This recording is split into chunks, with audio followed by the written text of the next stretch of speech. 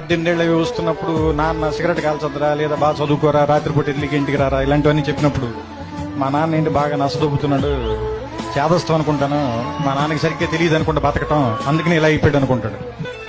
ఇటుకు ఒక 20 ఏళ్ళు 25 ఏళ్ళు వచ్చి ఒక అమ్మాయిని పెళ్లి చేసుకున్న తర్వాత ఒక ఫ్లాట్ రెంట్కి తీసుకోవటం, ఉద్యోగం చేయటం,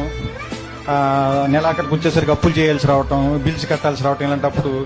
నాన్న మనం మరీ అనుకున్నంత వేస్ట్ ఏం కాదనుకుంటే బాగానే మేనేజ్ చేసినట్టున్నాడు 4 పిల్లలు, కానీ మనకి దీనమ్మ ఇంకా ఒక్కడిని కూడా కనకుండానే ఇంత కష్టంగా ఉంది మనకి అనిపిస్తుంది. ఆ తర్వాత ఒక 35-40 దాటిన తర్వాత పిల్లలు కొంచెం పెద్దవాళ్ళు అవుతుంటే స్కూల్ ఫీజులు, రికమెండేషన్లు, ఆ తర్వాత వాళ్ళకి ఏదైనా ఒంట్లో బాగున్నప్పుడు రాత్రిపూట హాస్పిటల్కి పరిగెత్తటాలు, ఏదైనా ఒక కష్టం వస్తే డబ్బుల కోసం ఎత్తుక్కోవటాలు, ఇలాంటప్పుడు నాన్న గుర్తుంచి కళ్ళల్లో నీళ్ళు వస్తాయి, ఈ బాబు ఇన్ని కష్టాలు పడి మన అందరినీ పెంచి ఇక్కడ దాకా తీసుకొచ్చాడని.